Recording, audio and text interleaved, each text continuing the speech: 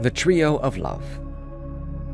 Without knowing who was helping her, Andrea began to recover consciousness, but instinctively she knew help had come. At length, with open but ghostly eyes, she stared at Charny without yet recognizing him. She pushed him away with a scream then. The queen averted her eyes, although she ought to have played the woman's part of comforter. She cast off her sister instead of supporting her. "Pardon her, my lady," said Charny, again taking his wife in his strong arms. "But something out of the way causes this. My lady is not subject to fainting fits, and this is, I believe, the first time she has had one in your presence."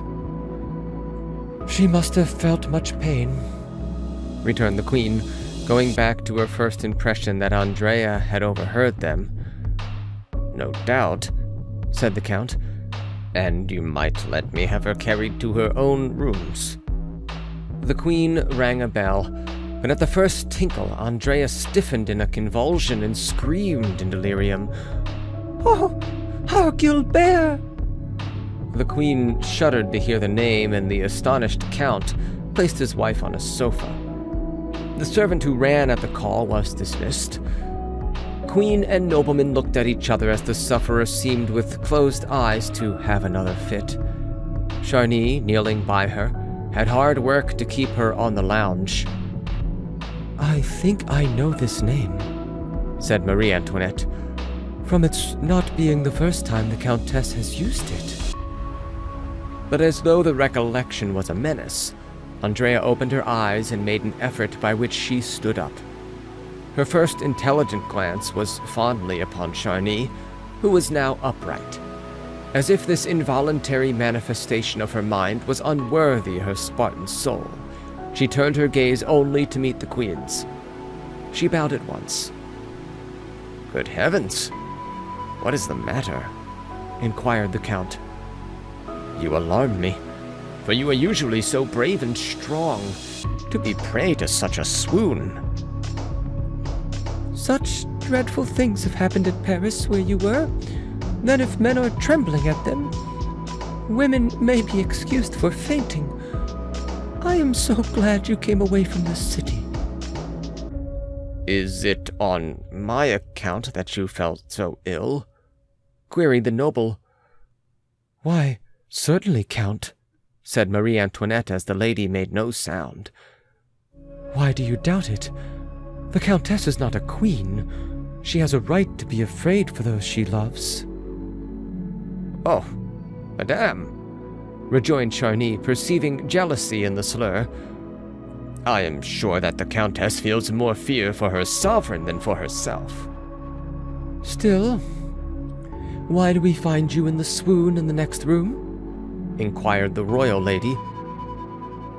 "I cannot tell, for I am ignorant, but in this life of fatigue and terror, led these 3 days, a woman's fainting is natural enough, meseems."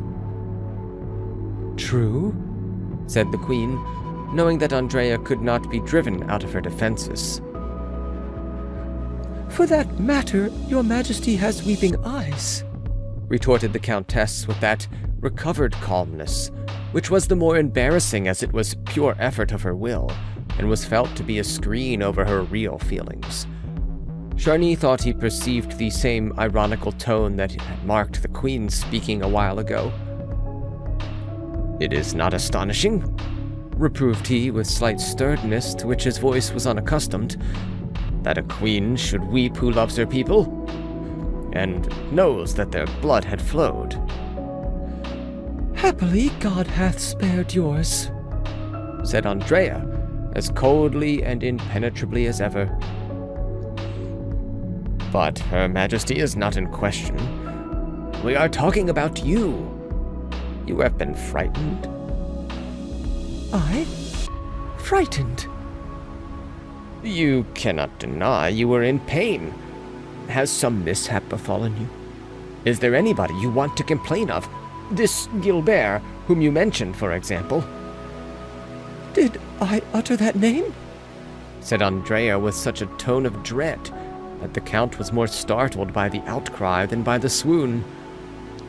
Strange, for I did not know it till the king mentioned it as that of a learned physician, freshly arrived from America, I believe, and who was friendly there with General Lafayette.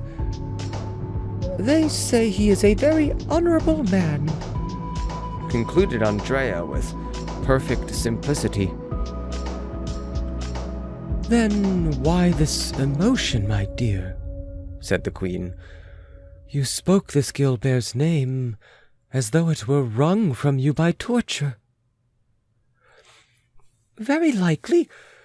When I went into the royal study, I beheld a stern man clad in the grim black, who was narrating the most somber and horrid things, with frightful realism, the murders of Flicella and Lanai.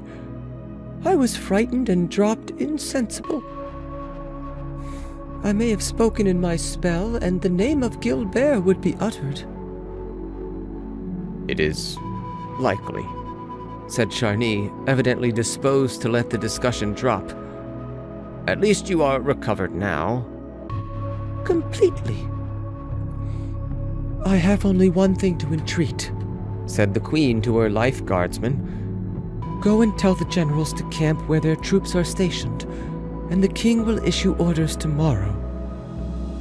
The count bowed but darted an affectionately anxious look on Andrea, which the queen remarked. "Will you not return to the king with me?" inquired she of the countess. "Oh, no," replied the latter eagerly. "I beg leave to retire." "Oh, the king has been pleasant, but you would rather not see him again? I understand. You may go and let the count carry out his instructions."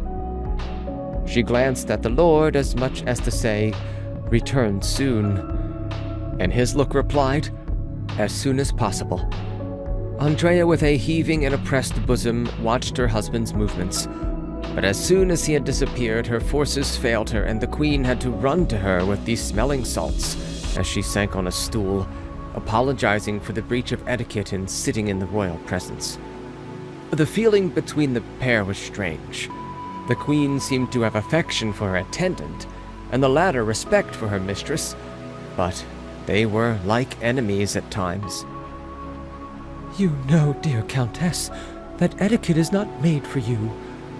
But you have nothing to say to me about this Dr. Gilbert, whose sight made so profound an impression on you." The woman had reflected in an instant. Whatever the relation between the queen, who was suspected of having paramours, and the king, perhaps not so gullible as he looked, Marie Antoinette might draw from her royal consort the particulars of the mesmeric trance in which Gilbert had thrown the Lady of Charny. Better her relation than the king's. With the energy of lunacy, she ran from one door to another, fastened them all, and when assured that nobody could hear or see, she flung herself on